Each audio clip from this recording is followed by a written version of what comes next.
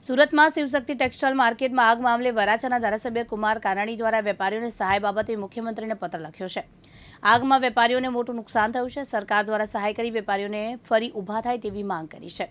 કુમાર કાનાણીએ પત્રમાં જણાવ્યા અનુસાર શિવશક્તિ ટ્રસ્ટ માર્કેટ અંદર જે આગની ઘટના બની લગભગ 36 કલાકથી વધારે સમય સુધી આ કાબૂમાં આવી શકી ન હતી। 40થી વધારે દુકાનો સળગે છે।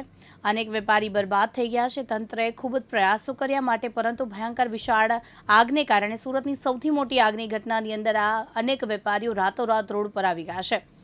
જિંદગી સંપૂર્ણપણે બરબાદ થઈ ચૂકી છે। એવા સમયે આગની ઘટના બની છે તો આવા વેપારીઓ જે સુરત શહેર અને રાજ્યના વિકાસમાં જેમનો સી ફાળો છે એમને અનેક લોકોને જે રોજગારી આપે છે, જ્યારે આવા લોકો કે જે આર્થિક રીતે બરબાદ થઈ ગયા છે, રોડ ઉપર આવી ગયા છે, એને ફરી ધંધાની અંદર ઊભા થાય, પોતાનો ધંધો શરૂ કરી શકે એ માટે સરકારે કંઈક વિચારવું જોઈએ।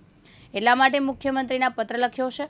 સંપૂર્ણ રીતે એની તપાસ થાય, કેવી રીતે આગ લાગી છે, ઘટના કેવી રીતે બની, 36 કલાક સુધી આગ ન બુઝાવી શકવાના કારણો શું છે, આ સંપૂર્ણ તપાસ થાય અને તપાસના અંતે આ વેપારીઓને આપણે કેવી રીતે મદદ કરી શકીએ અને કઈ રીતે સરકાર ઉપયોગી થઈ શકે અને કેવી રીતે મદદ કરવાથી આ વેપારી ફરીવાર વેપાર ધંધો શરૂ કરી શકે અને પગભર થાય તેવી માંગણી મુખ્યમંત્રીને કરી છે। સૌથી મોટી આગની ઘટના બની છે શિવશક્તિ ટેક્સટાઇલ માર્કેટ અંદર જે આગની ઘટના બની અને લગભગ 36 કલાકથી વધારે સમય સુધી આગ કાબૂમાં આવી શકી ન હતી।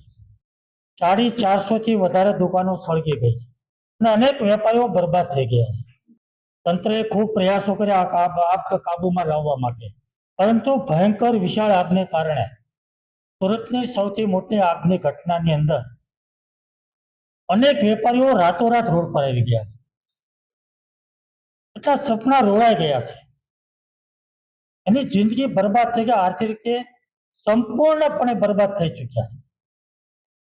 એવા સમયે કુદરતી ઘટના બની છે તો બની ગઈ, પરંતુ આ વેપારીઓ જે સુરત શહેર અને રાજ્યના વિકાસમાં એનો સિંહ ફાળો છે, અનેક લોકોને રોજીરોટી આપે છે, ત્યારે આવા લોકો જે આર્થિક રીતે બરબાદ થઈ ગયા છે, રોડ પર આવી ગયા છે, એ ફરીવાર ધંધાની અંદર, વેપારની અંદર ઊભા થાય અને ફરીવાર પોતાનો ધંધો શરૂ કરી શકે એ માટે સરકારે કંઈક વિચારવું જોઈએ એવું મારું માનવું છે। એટલા માટે મેં મુખ્યમંત્રીશ્રીને પત્ર લખ્યો છે કે સંપૂર્ણ રીતે આની તપાસ થાય, કેવી રીતે આગ લાગી છે, ઘટના કેવી રીતે બની છે, 36 કલાક આગ કાબૂમાં ન આવવાના કારણો શું છે, સંપૂર્ણ તપાસ થાય અને તપાસના અંતે આ વેપારીઓને આપણે કેવી રીતે મદદ કરી શકીએ, કઈ રીતે એનો ઉપયોગી થઈ શકીએ અને કેવી રીતે મદદ કરવાથી આ વેપારી ફરીવાર વેપાર ધંધો શરૂ કરે અને પગભર થાય એવી મેં માગણી મુખ્યમંત્રી શ્રી ભૂપેન્દ્રભાઈ પટેલ સાહેબને કરી છે। અવકાશ બારોટ, દિવ્યાંગ ન્યૂઝ, ગાંધીનગર।